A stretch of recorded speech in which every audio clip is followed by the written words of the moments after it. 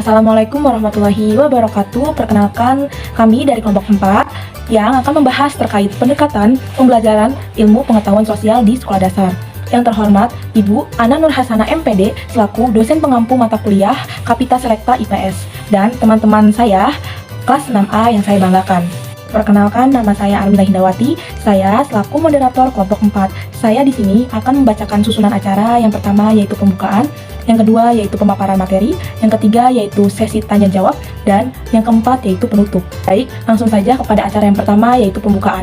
Marilah kita buka presentasi pada hari ini dengan berdoa menurut agama dan kepercayaan masing-masing. Berdoa dimulai. Berdoa selesai. Selanjutnya, kita kepada acara yang kedua yaitu pemaparan materi yang akan dibacakan oleh Saudari Devi Agustriani. Kepadanya dipersilahkan. Baik, terima kasih kepada moderator atas kesempatan yang diberikan kepada saya untuk membacakan materi yang pertama. Nah, materi yang pertama ini mengenai pengertian pendekatan pembelajaran ilmu pengetahuan sosial atau dikenal dengan IPS. Nah, menurut Departemen Pendidikan dan Kebudayaan tahun 1990 halaman 180 bahwa pendekatan dapat diartikan sebagai proses, perbuatan, atau cara untuk mendekati sesuatu. Sedangkan menurut Haji Gino dan kawan-kawan tahun 1998 halaman 32 bahwa pembelajaran atau instruction merupakan usaha sadar dan disengaja oleh guru untuk membuat siswa belajar dengan tujuan mengaktifkan faktor intern dan faktor ekstern dalam kegiatan belajar mengajar. Nah, sedangkan IPS merupakan integrasi dari berbagai cabang ilmu-ilmu sosial seperti sosiologi, sejarah, geografi, ekonomi, politik, hukum, dan budaya yang dirumuskan atas dasar kenyataan dan fenomena sosial dan diwujudkan dalam suatu pendekatan interdisipliner dari aspek cabang-cabang ilmu sosial. Nah, 3 aspek yang harus dituju dalam pengembangan pembelajaran IPS yaitu ada aspek intelektual, aspek kehidupan sosial, dan aspek kehidupan individual. Nah, sehingga pendekatan pembelajaran IPS ini merupakan suatu proses, perbuatan, atau cara yang dapat digunakan oleh guru dalam proses belajar mengajar di kelas pada pembelajaran IPS, di mana semestinya siswa dapat diajak, dibina, dan didorong agar dapat mengkaji atau memecahkan masalah ataupun topik yang dipelajari ataupun diajarkan oleh guru kepada siswa. Baik, itu saja yang dapat saya sampaikan. Kurang dan lebihnya mohon maaf. Saya kembalikan kepada moderator. Baik, terima kasih kepada Devi atas pemaparan materinya. Selanjutnya yaitu akan dibacakan oleh Jumenah. Kepada Jumenah dipersilahkan. Baik, terima kasih kepada moderator yang telah mempersilahkan saya untuk membacakan materinya. Nah, menurut Sardijo dan Ishak 2019 yang saya baca, ada 2 sudut pandang pendekatan, yaitu yang pertama pendekatan teacher center dan pendekatan student center. Nah, jadi menurut kedua pendekatan tersebut yaitu berorientasi pembelajaran terhadap berpusat pada guru dan siswa. Nah, yang pertama itu pendekatan teacher center. Nah, pendekatan teacher center ini yaitu berpusat kepada guru. Contohnya seperti apa? Misalnya guru mempunyai pengalaman materi atau informasi yang jelas. Nah, guru yaitu bertindak sebagai pakar yang mengutarakan siswanya. Jadi pengalaman tersebut sehingga dapat menstimulus perkembangan siswa. Nah, yang kedua yaitu pendekatan student center, di mana pendekatan tersebut yaitu mendorong siswa untuk mengerjakan sesuatu. Contohnya, siswa mengumpulkan tugasnya dengan cara tulisan, terus gambar-gambar yang mereka sukai, atau secara langsung praktek gitu kan. Jadi siswa baru menyukai pembelajarannya tersebut. Nah, mungkin hanya itu yang bisa saya sampaikan. Saya kembalikan kepada moderator. Baik, terima kasih kepada Jumenah yang telah memaparkan materinya. Materi selanjutnya akan dipaparkan oleh saya sendiri. Materi berikutnya yaitu menurut Sukma Perdana Prasetya 2014 menyatakan bahwa ada perbandingan pedagogis antara teacher center dan student center. Berikut ini perbandingan pedagogis yang disajikan ke dalam bentuk tabel. Nah, yang pertama itu tujuan mengajarnya. Jika teacher center itu tertuju pada satu mata pelajaran saja. Sedangkan student center itu siswanya belajar bagaimana menggunakan mata pelajaran dalam kehidupan nyata. Yang kedua, bagaimana mengintegrasikan berbagai macam mata pelajaran untuk memecahkan masalah kompleks. Yang kedua, pengorganisasian kurikulum. Teacher center itu sesuai dengan katalog mata pelajaran yang ditetapkan. Sedangkan student center itu keterpaduan program dengan menciptakan kesempatan siswa secara sistematis untuk mensintesis, mempraktekkan, dan meningkatkan pengembangan ide, keterampilan, dan nilai yang kompleks. Yang ketiga yaitu struktur mata pelajaran. Jika teacher center itu gurunya menguasai topik, sedangkan student center itu sasaran hasil pada materinya yaitu learning siswa. Kemudian yang keempat, bagaimana siswa belajar. Jika di teacher center itu siswanya belajar mendengarkan, membaca, seringkali terlibat dalam kompetisi kelas. Sedangkan student center, siswa mengkonstruksi pengetahuan dengan mengintegrasikan informasi baru dan belajar dipandang sebagai perbuatan kognitif dan sosial. Kelima yaitu perolehan pengetahuan. Jika teacher center itu didasarkan pada pengiriman informasi, sedangkan student center itu didasarkan pada keterlibatan usaha siswa. Yang keenam yaitu penyampaian materi pelajaran.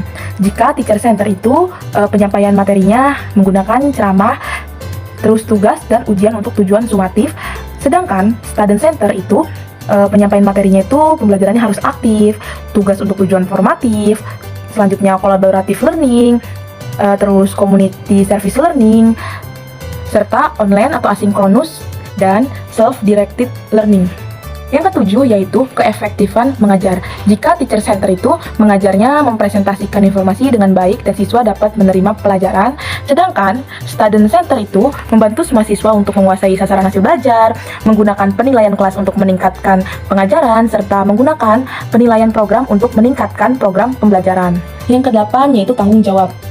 Jika teacher center yaitu siswa memiliki tanggung jawab terbatas dan sedikit memiliki atau terbentuk komunitas belajar di kelas. Sedangkan student center yaitu siswa berbagai tanggung jawab kelas dan partnership dibentuk melalui komunitas grup untuk memperkaya dan meluaskan kesempatan belajar siswa.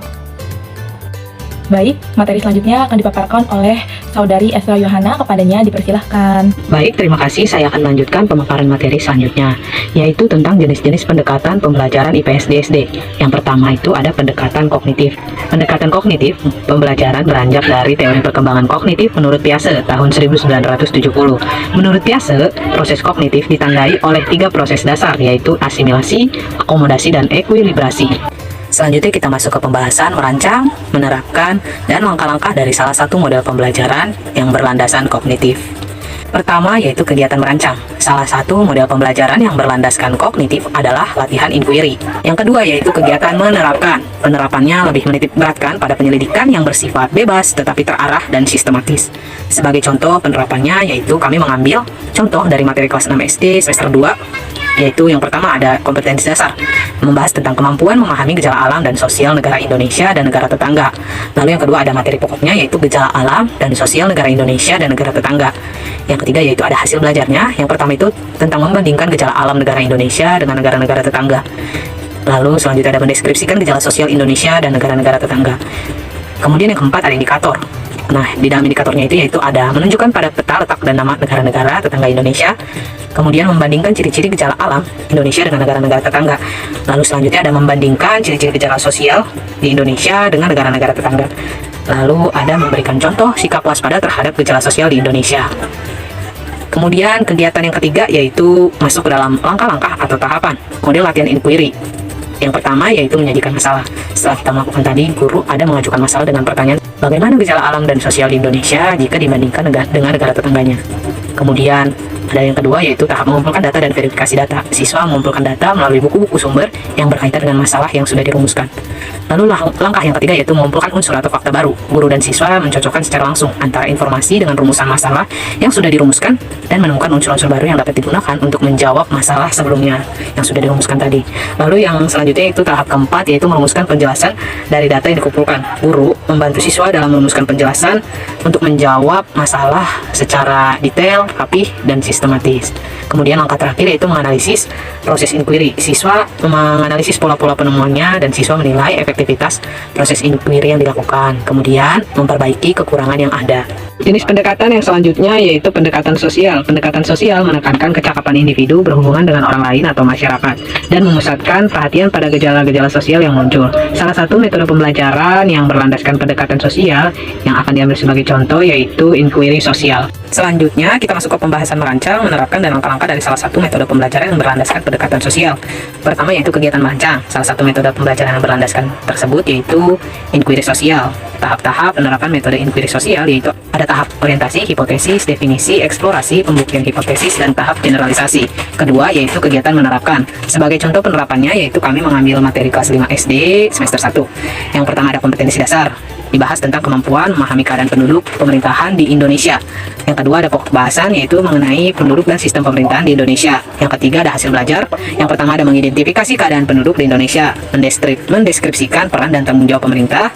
Lalu kemudian ada indikatornya. Yang pertama ada menjelaskan perkembangan jumlah penduduk, penggolongan, persebaran, dan kepadatan penduduk di Indonesia. Yang kedua ada menginterpretasikan berbagai grafik penduduk. Yang ketiga ada menjelaskan permasalahan penduduk di Indonesia. Yang keempat ada mengidentifikasi bentuk, sebab dan akibat perpindahan penduduk yang terjadi di Indonesia.